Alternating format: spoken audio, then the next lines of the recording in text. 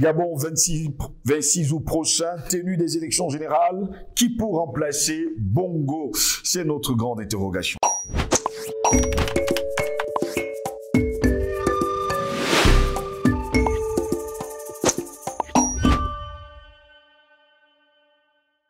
Madame, Messieurs, bon après-midi. Bienvenue à toutes et à tous à cette autre édition de Parole panafricaniste. Au Gabon, les prochaines élections présidentielles, législatives et locales auront officiellement lieu dans 2 mois, précisément le 26 août 2023. Si l'annonce a été faite au terme de l'assemblée plénière du Conseil gabonais des élections, le CGE, tenu le dimanche 25 juin dernier à Libreville, on devra tout de même attendre, on va le dire ainsi, l'entérinement par le gouvernement du calendrier proposé.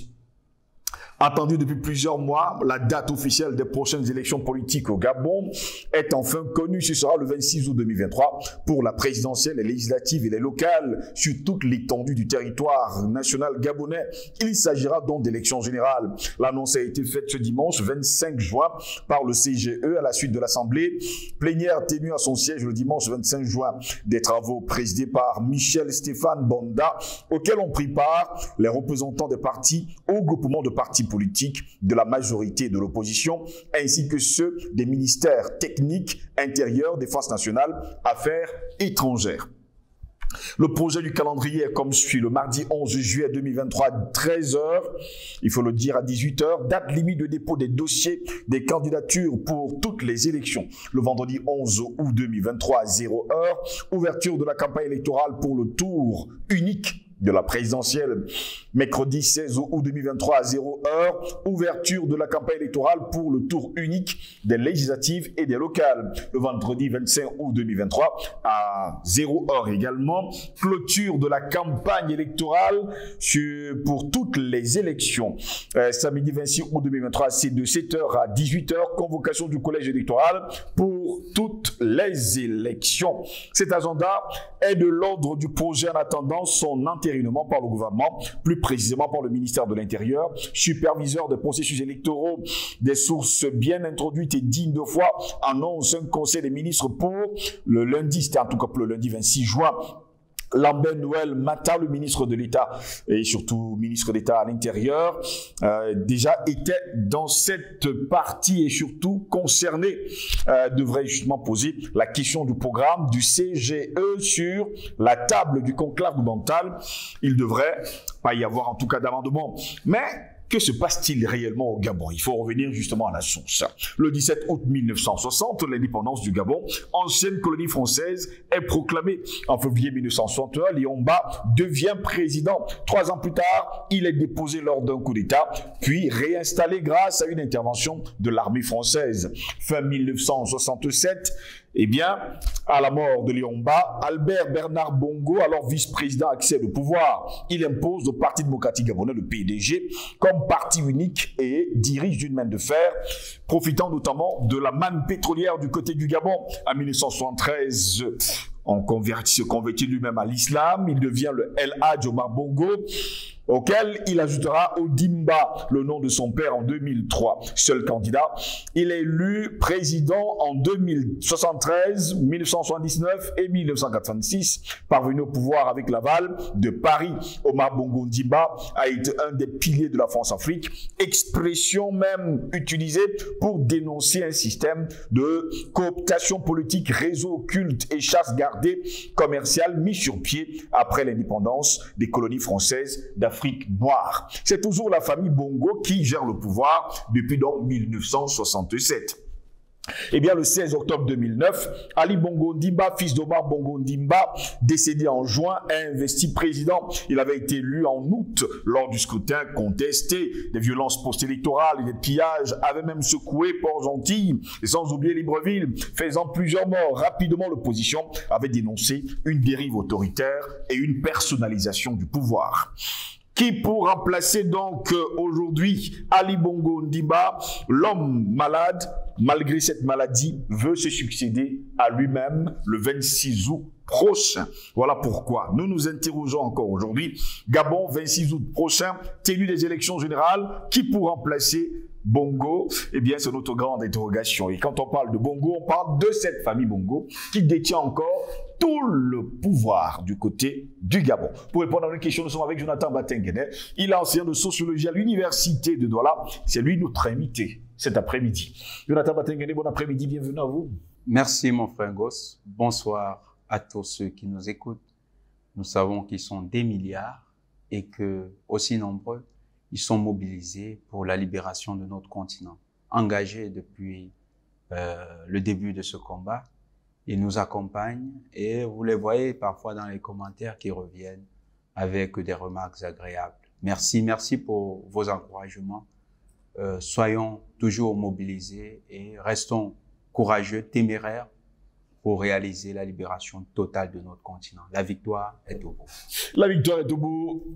Jonathan Batengene le sait désormais du côté, on se posait bien des questions, on disait il y aura une élection, des élections générales du côté du Gabon, mais on ne connaissait pas la date. La date a été rendue publique, ce sera le 26 août prochain. On parle justement des élections locales, on parle législatives et sans oublier la présidentielle le même jour. Qui pour remplacer les Bongo à la tête du Gabon? Il y a aujourd'hui, au niveau du Gabon, un travail qui est réalisé par la France-Afrique. Un travail qui consiste à adouber les réseaux parallèles, les différents réseaux. Et l'on sait qu'il y a deux réseaux qui s'affrontent, le réseau de la DGSE et le réseau du Quai d'Orsay. La fois dernière, déjà, ça s'était décidé finalement au réseau de la DGSE qui avait pris le dessus sur le réseau du Quai d'Orsay. Le Quai d'Orsay avait choisi adouber Jean Ping, tandis que Jean Ping, il y avait un autre candidat, et le réseau de la DGSE, c'était Omar Bongo, c'était Ali Ben Bongo, et ils avaient convaincu les patrons de la DGSE, ils avaient convaincu le président Macron de ce qu'il fallait qu'il soutienne ce dernier. Donc, l'adoubement d'Ali Ben Bongo par ces réseaux l'a conforté dans une thèse, c'est qu'il devait continuer de renforcer ce réseau. Et il a bien fait, il a renforcé le réseau de la DGSE au Gabon, au détriment des réseaux du Quai d'Orsay, qui avaient joué, selon lui, pas franc jeu avec lui. Et il a gardé une certaine distance avec les employés du Quai d'Orsay, en multipliant aussi une certaine réelle politique, un rapprochement avec les Chinois, un rapprochement avec les puissances émergentes. Mais le rapprochement avec les Chinois, il faut aussi l'envisager comme une volonté de casser le lien qui existe entre Ping et les Chinois. Donc, il a tout fait de développer une certaine relation. Les réseaux actuels qui vont se bousculer sont encore les mêmes. C'est-à-dire DGSE d'un côté, toujours avec Ali Bongo, parce que son frère, qui est le patron des renseignements, est très introduit dans les réseaux de la DGSE et travaille étroitement avec lui pour que l'Élysée l'accompagne à cette réélection. Sauf que à l'Élysée, les réseaux du Quai d'Orsay ont réussi à montrer le risque avec les Bongo. Par exemple, vous allez remarquer qu'il y a une construction au sein de la France-Afrique, parce que ceux qui regardent cette construction, ce narratif à distance peuvent se dire que c'est une sorte de désaveu de la France vis-à-vis des Bongo. C'est faux. Le réseau du Quai d'Orsay sont bien à l'aise de faire des problèmes à la famille Bongo, de présenter le fils Bongo comme le successeur dynastique du père Bongo, sont bien à l'aise de créer une campagne anti-Bongo dans la presse, que ce soit en France ou en Afrique. Mais ce désaveu du Quai d'Orsay, qui est essentiellement lié à une ligne au sein des batailles de réseau au niveau de l'Élysée, ne devra en rien perturber les panafricanistes, ni les mettre dans l'hypothèse qu'il s'agirait d'une volonté de montrer que Bongo aurait dérogé à la règle. Bongo est bel et bien un fils de la France-Afrique et un héritier de la France-Afrique. Les réseaux de la DGSE, par contre, eux qui procèdent différemment, vont continuer de travailler dans les rapports étroits de sécurité avec les forces gabonaises. Et on le voit de plus en plus. Vous avez vu la gendarmerie gabonaise, les unités spéciales formées par le DGIGN. Vous avez vu également la marine gabonaise, sa montée en puissance est essentiellement assurée par la France. Alors, quand vous regardez la formation des hommes de terrain, la majorité encore, c'est la France. Donc, il y a le contrôle et la GIGN Connection, qui est une organisation officieuse qui permet aux sociétés militaires privées françaises de se déployer en Afrique. La GIGN Connection a le vent au niveau du Gabon. Plusieurs sociétés militaires privées de sécurité françaises sont sollicitées pour des questions stratégiques comme la carte d'identité, comme la question de la surveillance vidéo. Il y a beaucoup de domaines qui sont sous-traités aux Français dans le domaine de la sécurité. Et les réseaux de la DGSE, ça les arrange bien parce que c'est finalement les hommes du système qui se retrouvent récompensés et qui ont le contrôle. La France, avec les Bongos, garde la main mise sur le Gabon. En face, il y a un ensemble d'opposants qui sont dans le réseau du Quai d'Orsay. Ils y ont été introduits par Jean Ping. Et ces derniers ont un narratif qui vise à décrire le nouveau rapport à la France comme un rapport réformé.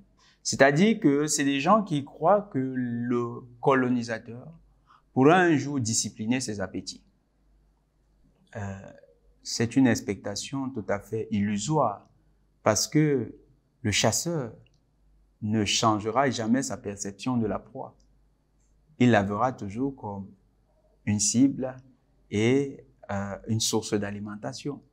Donc, si la proie espère convaincre le chasseur qu'elle ne constitue pas l'objet de son alimentation, eh bien, c'est bien de se flatter comme ça, mais le chasseur, lui, il sait que ce n'est qu'un vain discours. Dans la réalité concrète, il agira tel que lui, il sait qu'il faut agir normalement. Par contre, on assiste depuis l'année 2022 à l'émergence d'un phénomène panafricaniste au Gabon. Ce phénomène, c'est d'abord la prise de conscience que le Gabon doit s'arrimer aux dynamiques panafricanistes continentales. Et quand vous regardez ce phénomène, c'est porté par une organisation, le New Power. Et le New Power, cette organisation, c'est des fils et filles du Gabon qui, en observant les changements notoires dans des pays comme le Mali, le Burkina Faso, mais bien plus en regardant la grande dynamique panafricaniste qui est en train de secouer le continent, ont décidé de se mettre ensemble et de dégager un ensemble de personnalités pour assurer le leadership de la lutte panafricaniste au Gabon. Dans cette perspective, a émergé un leader. C'est le président Prévin Gomo, qui était, il y a peu de temps, encore un fonctionnaire à la présidence de la République.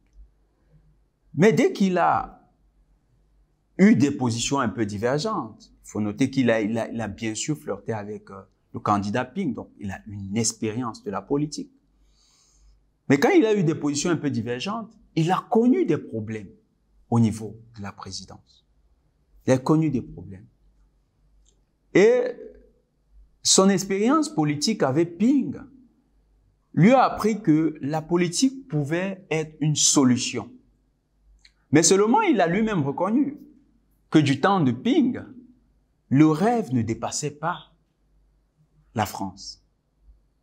On était dans une lecture du Gabon qui doit changer, mais qui doit changer avec la France comme partenaire. Or, comme lui-même le dit, c'était une erreur d'analyse, une erreur de diagnostic. Parce que c'était perdre de vue que les présidents du Gabon sont, du point de vue de la France-Afrique et du point de vue de la France, de l'Élysée, de simples marionnettes. Alors que, en ce moment, comme il le dit lui-même, on a derrière la France qui est le marionnettiste. Donc le marionnettiste et sa marionnette devaient subir l'attrition du peuple gabonais pour se libérer totalement. C'est dans cette perspective que dans le New Power, ils ont donc commencé à travailler, à développer un discours émancipationniste en phase avec les réalités du Gabon. Et ce discours reçoit une audience de plus en plus croissante. Quand vous regardez, l'ambassadeur de France, il y a peu de temps, qui se documente sur les potentiels candidats à l'élection présidentielle, il va faire des confidences qu'aujourd'hui nous avons pu recouper parce que par des canaux officieux. Il fait des confidences suivant lesquelles ce jeune qui appartient au New Power constitue un danger contre les intérêts de la France. Très clairement, il a dit. Ça veut dire que la France a compris que l'audience panafricaniste qui commence à grandir au Gabon et qui est liée également au combat de Privang Gomo pourrait, dans les jours à venir, jouer les troubles faits à cette élection présidentielle. Et donc, ça nous amène à une lecture suivant laquelle on aura pendant l'élection présidentielle le camp de la France-Afrique, c'est-à-dire l'opposition france-africaine et le pouvoir france-africain, contre le camp panafricaniste. Est-ce qu'on pourrait donc avoir une élection libre et transparente le 26 août prochain, quand on sait que c'est la France qui choisit ses marionnettes? Effectivement, la question est très pertinente.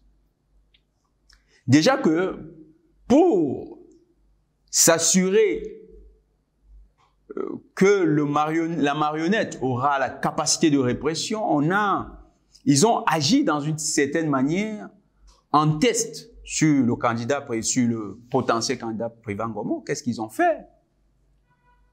Avant la visite de Macron au One Forest Summit, au mois de mars, en février 2022, le président Privang Gomo, voulant réaliser une déclaration forte qui demande au peuple gabonais de ne pas accepter la visite d'Emmanuel Macron sur son territoire, ils l'ont fait enlever par les services secrets gabonais. Ils l'ont amené au bureau des services secrets gabonais. Ils l'ont maintenu dans une situation d'insécurité pendant près de 24 heures. Et il a fallu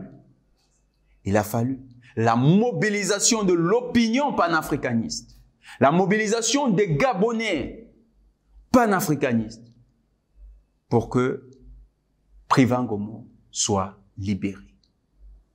C'était un test. C'était un test pour eux parce qu'ils étaient en train de passer un message en disant le Gabon est une chasse gardée et nous sommes de la France et la France est prête à tout, y compris le crime, pour s'assurer le contrôle de ce pays. Donc, pour les élections, avec ce test qu'ils ont envoyé, on peut dire que non seulement il peut y avoir de la répression impunie par le bloc de l'Occident, parce que ça s'est déjà passé avec le candidat Jean Ping, quoique lui-même l'était france-africain. Il y a une grosse répression contre Jean Ping. Deux frères qui se battaient? Oui, les frères se battaient parce que c'est les conflits. Ils ont grandi ensemble, faut quand même le dire. Les conflits fratricides sont nombreux au sein de la France-Afrique. La France-Afrique, elle est pleine de conflits fratricides. La France a toujours pour habitude d'utiliser par un réseau un acteur et par un autre réseau un autre acteur. Elle peut même multiplier les réseaux et avoir plusieurs acteurs sur le même territoire. Donc, c'est des attitudes c'est des stratégies qui sont déjà connues et qui ont fait leurs preuves sur d'autres territoires. Le Togo, le Bénin, le Cameroun même, ça a fait ses preuves. Mais seulement, pendant l'élection, ils ont fait un test où ils veulent nous dire qu'ils sont prêts à tout pour conserver le Gabon. Donc, ce que vous dites, en termes de fraude électorale, oui, il faut l'envisager. Parce que les mesures d'intimidation participent de la construction de l'atmosphère de fraude électorale. Parce que lorsqu'on vous habitue, lorsqu'on vous réprime, lorsqu'on vous menace, lorsqu'on vous fait disparaître de manière illégale, c'est une manière de vous dire, vous devrez rester calme lorsque nous serons assez sérieux. Donc, ils envoient des mesures d'intimidation où ils veulent dire, le moment venu, nous allons procéder de la manière la plus violente et la plus barbare. La date limite des dépôts de candidature, ce sera le 11 juillet prochain. Ce sera bien sûr à 18 h. Et il faudra débourser la somme de 10 millions de francs CFA pour l'élection présidentielle. Là encore, c'est pour décourager ceux qui ne peuvent pas avoir cette somme. Oui, bon, c'est même... Là-bas, la somme, elle est relativement modeste pour un pays comme le Gabon. Et dans d'autres pays, oui, les informations que nous avons eues. C'est assez cher. La vie est encore chère aujourd'hui. Tout à fait, mais la fonction de président de la République... Et certains candidats ont besoin d'appui venant de l'extérieur, des personnes de bonne foi, pour pouvoir les aider justement à accomplir ce devoir civique. Tout à fait. Toute raison gardée, à fond, la charge de président de la République est très importante pour que l'on se livre à une pléthore de candidatures à cette élection. Il faut aussi le reconnaître. Donc, c'est un élément de sélection, mais c'est aussi un élément qui a un test pour mesurer la capacité de mobilisation des fonds de ceux qui veulent présider au destin du pays. Donc, à ce niveau, ça ne sera pas un problème pour les candidats panafricanistes. Nous encourageons le candidat Privan Gomo à solliciter les canaux panafricanistes pour obtenir les fonds, qu'il ouvre un fonds où les panafricanistes ou les Africains pourront apporter une contribution à son élection. Et nous encourageons les Africains à déposer, on ne vous demande pas des millions, non, déposons le strict minimum que nous pouvons. C'est la contribution qui compte. Ceux qui pourront, selon leurs moyens, donner de fortes sommes, c'est la bienvenue parce qu'une élection présidentielle, ça se prépare et ça demande beaucoup de fonds. Mais ceux qui auront de très petits moyens, qu'ils les déposent et que le candidat Privan Gomo mette à la disposition de toute sa capacité de pouvoir contribuer. Donc, à ce niveau, ça ne sera pas un problème. Les 10 millions seront mobilisés. Il sera financé. Le grand problème, c'est la garantie de sa sécurité pendant la campagne. Pas seulement pendant, même avant. Avant et pendant. Oui. Parce que l'enlèvement dont il avait été l'objet, victime, ça s'est produit alors qu'il n'allait que faire une déclaration à l'hôtel. En plein jour, faut bien le préciser. En plein jour, il était 15 h. Il devait aller faire la déclaration à l'hôtel et pendant qu'il est à l'hôtel et que les personnes, les sympathisants l'entourent, les militants l'entourent, les militants panafricanistes, parce qu'à l'époque, ils n'étaient pas encore engagés politiquement, au sens strict du terme.